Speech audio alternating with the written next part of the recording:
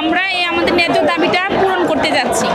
আর কালকে আমাদের উপর যে অতর্কিত হামলা হইল সেটার প্রতিবাদ জানাতে যাচ্ছি আমরা। আন্দোলন তো আমাদের তো এতদিন ধরে কোনো হল নেই। হ্যাঁ, এখন হলের যে অসুবিধাটা, যেমন আমি যদি আমারটা বলি তাহলে দেখা যাচ্ছে যে আমি হলে থাকতে পারছি না। এটার যে একটা আর্থিক খরচটা, আমি পাবলিক বিশ্ববিদ্যালয়ে এত কষ্ট করে ভর্তি হলাম কিন্তু আমি হল বা ওই ধরনের কোনো সুযোগ সুবিধা পাচ্ছি না। এত বছর ধরে ঝুলিয়ে রাখা হয়েছে, এটা বলে যে হল দেওয়া হবে, বাজেটের যে বিষয়গুলো ওগুলোও সবগুলো সবসময় ঝুলিয়ে রাখা হচ্ছে।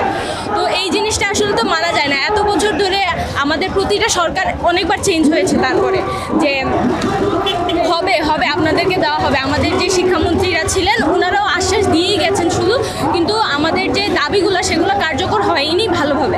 আমরা তো এখানে আমাদের ক্ষোভ প্রকাশ করতে আসি, আমরা এসেছি এখানে আমাদের ন্যায্য দাবি আদায়ের জন্য। আমরা চাই যে আমাদের ন্যায্য দাবিটুকু যদি আমরা পেয়ে যাই তাহলে তো এখানে আমাদের আসতে হতো না। আমাদের আসলে আমাদের ক্ষোভ প্রকাশের জায়গা নেই, আমরা আমাদের দাবিটুকুই পাচ্ছি না। আমাদের ক্ষোভ তো অনেক পরের ব্যাপার, আমরা তো আমাদের দাবি আদায় করতেই পারছি। এই যে কালকে থেকে ছেলেমেয়েরা দিন রাত 24টা ঘন্টা এখানে স্টে করছে, কিন্তু আমরা তো সেই দিক থেকে কোনো প্রজ্ঞাপন পাচ্ছি না, বা তেমন কোনো পজিটিভ নিউজ যে পাবো যেখানে আমরা নিশ্চিন্ত হয়ে বাড়ি ফিরতে পারি এমন কিছু এখনো পর্যন্ত পাইনি বলে এই জায়গায় স্টে করতে হচ্ছে। আমরা আমাদের অধিকার চাই, মানে আমাদের আজকে পর্যন্ত মোট 4 দফা দাবি। 1 দফা দাবিতে যে আমাদের 70% স্টুডেন্টদেরকে আবাসন ভাতা দিতে হবে যদি আবাসন ব্যবস্থা না করতে পারে। 2 নম্বর দাবি যে আমাদের যে 2025-26 যে অর্থ বছরের যে বাজেট, আমাদের সেই পূর্ণাঙ্গ বাজেট আমাদেরকে দিতে হবে, বাজেট কাটছাট করা যাবে না। আমাদের 3 নম্বর দাবি যে এনএক সভায় আমাদের যে নতুন ক্যাম্পাস, এটা অগ্রাধিকার প্রকল্পের আওতায় এনে দ্রুত বাস্তবায়ন করতে হবে নতুন ক্যাম্পাসের কাজ। আর আমাদের 4 নম্বর দাবি আমাদের লং মার্চ টু যমুনার যে আসার পথে যে আমাদের শিক্ষক, আমাদের ভাই বোনদের উপরে যে হামলা করা হয়েছে, টিয়ার সেল মারা হয়েছে, সাউন্ড গ্রেনেড মারা হয়েছে, বুলেট মারা হয়েছে, যেসব পুলিশরা এগুলো করেছে তাদেরকে দ্রুত বিচারের আওতায় আনতে হবে।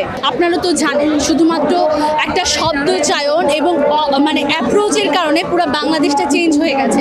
সেই সিমিলার শব্দ চয়ন, সিমিলার অ্যাপ্রোচই কোথাও আমরা খুঁজে পাচ্ছি না। আমরা তো শিক্ষার্থী, আমরা তো কোনো রাজনৈতিক ব্যক্তিত্ব, কোনো রাজনৈতিক কোনো চাওয়া পাওয়া নিয়ে আসিনি, একদম সাধারণ শিক্ষার্থী। আমরা এসেছি আমাদের অধিকার যৌক্তিক কিছু চাওয়া নিয়ে। তো সেখানে আসলে আমাদেরকে অবমূল্যায়ন করা হয়েছে, আমাদের শিক্ষকদের গায়ে হাত দেওয়া হয়েছে। কালকে যখন উপদেষ্টা মাহফুজ এলেন, তার আচার আচরণের কোথাও তিনি আমাদের প্রতি বিন্দুমাত্র করুণা বা আবেগ তার কাজ করেনি। তিনি আমাদের শিক্ষকদের সঙ্গে যথেষ্ট রুট